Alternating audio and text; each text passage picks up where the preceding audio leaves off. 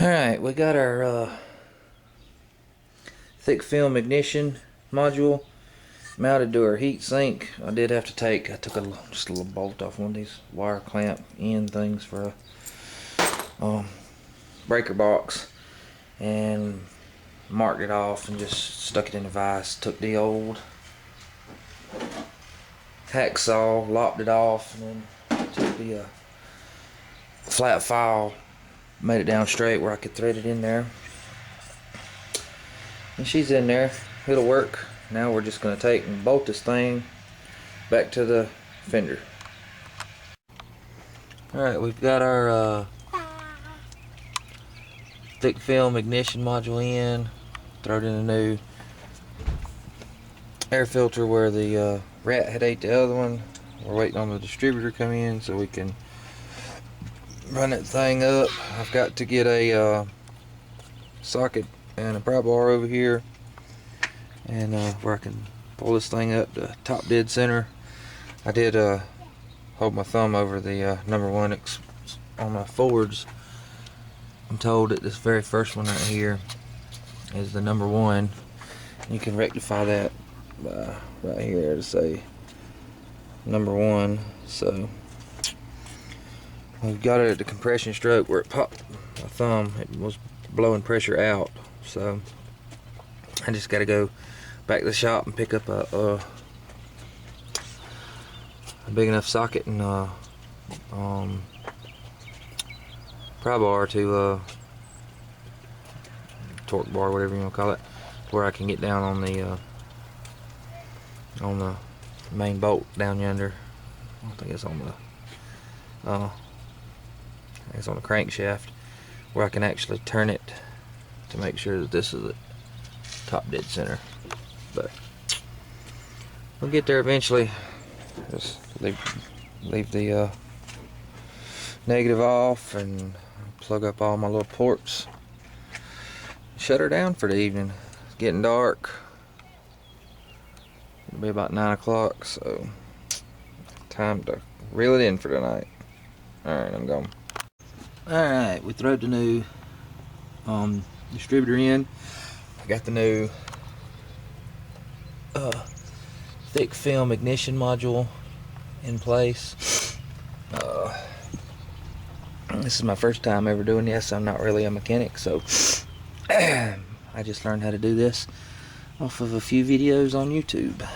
But what I did is, when I pulled the old distributor out, I had intended on taking the gear off and just replacing the stator in here, because it was only a $30–40 part. But when I tried to slide the gear off the bottom, the shaft split, even using a gear puller. It is what it is. Got the new one in place. What I did is I just when I put it in place, before I put it in, I took over here, took a screwdriver and just bumped the starter, because I do have battery power. Bumped the starter until I pulled number one spark plug. And for those of y'all that are familiar with Fords, number one spark plug is the very first one on the passenger side. I know a lot of people get mixed up by saying right side, left side, but it's on the passenger side. That very first one, I pulled the plug off, plug wire off, plug out, just stuck my thumb over the hole while I bumped it on the starter, right, the solenoid right here, until it popped my thumb off. When it popped my thumb off, most people said that you need to turn it. I don't know if you can see it. I can't get on the harmonic balancer really good from up here. It's right there. I don't know if you can see it or not. But what I did is I just got under there with a 5/16 inch ratchet on the harmonic balancer, and I just rotated that up until on the pointer I was 10 degrees above top dead center. It has a little gauge from like 0, and each little degrees are supposed to be like 2 degrees. But anyways, we bumped it until I got the compression because when it blew my thumb off the open spark plug hole, I know I was on the compression stroke, and then I just turned it with a 5/16 inch socket. I don't know if you can see down in there. If I had a light, it would be a whole lot better. But anyways, there's where the harmonic balancer is. If you look, there's a little finger that's going across, and you line up the degree marks that are right there on that harmonic balancer. Excuse me, my nose is wanting to run a little bit being laid over this truck. But anyways, we line it up 10 degrees top dead center, and then we put the distributor cap in. When we put it in, we made a mark. I made a mark right here on my air ram, fuel ram, whatever they call this thing. Made a mark right there, and I made that spark plug 1, and I made sure that the rotor, when I put it in, was the rotor button was pointing right there, and that's where I marked it. And that would be my number 1 spark plug wire, which would be the very first one on this side of the block. And then I just went, if you look right here, it says 1, 3, 7, so I went 1, and on forward it goes counterclockwise, so this would be 1, 3, so this would be, I don't know if you can see that or not, on the top right here, this one would be number 1, and then you just go all the way around 1, 3, 7, 2, 6, you know, according to the diagram.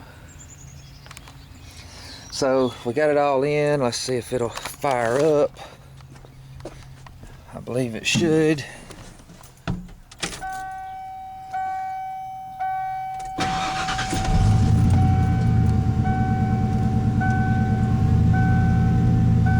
It's still running a little bit rough. That's pretty close. I will have to procure a timing light, because I tried to hook mine up to it and it makes a noise but no light. So I think we'll get that puppy. You look and see. I'll give it a little bit of gas to show you.